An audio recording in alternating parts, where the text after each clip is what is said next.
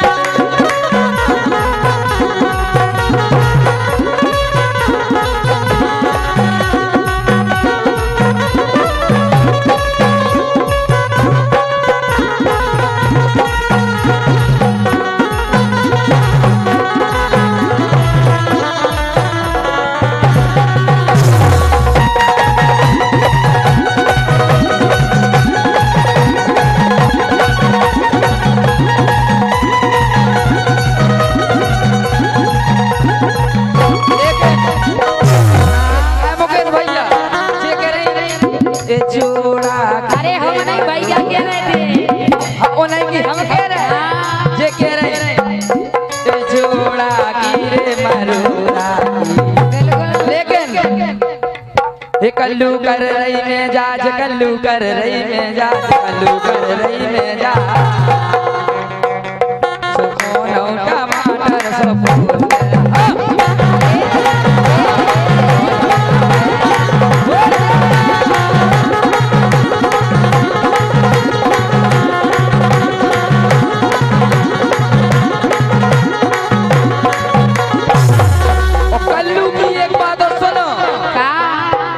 पपीता हो गए पीरा रे,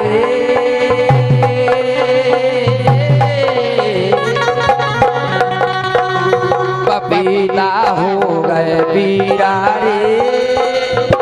मुकेश ओटो कर मारे कहूगा काउन पर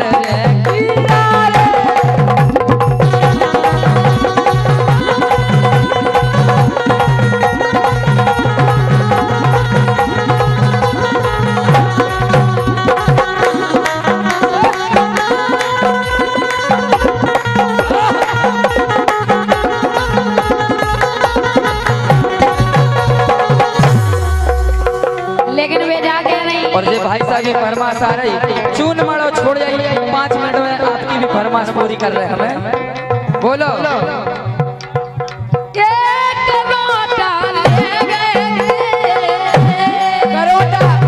करोटा कैसो लेके बताओ बता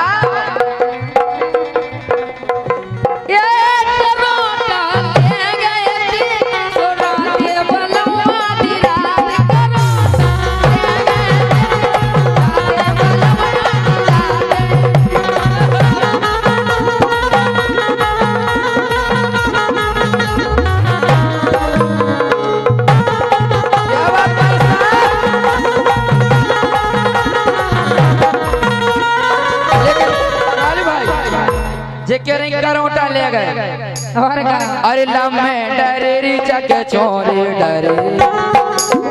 मुकेश भाई साहब सो के बताओ, वो तो मंच खड़े यदि हम संग नचते। ए लम्हे डरे चक छोरे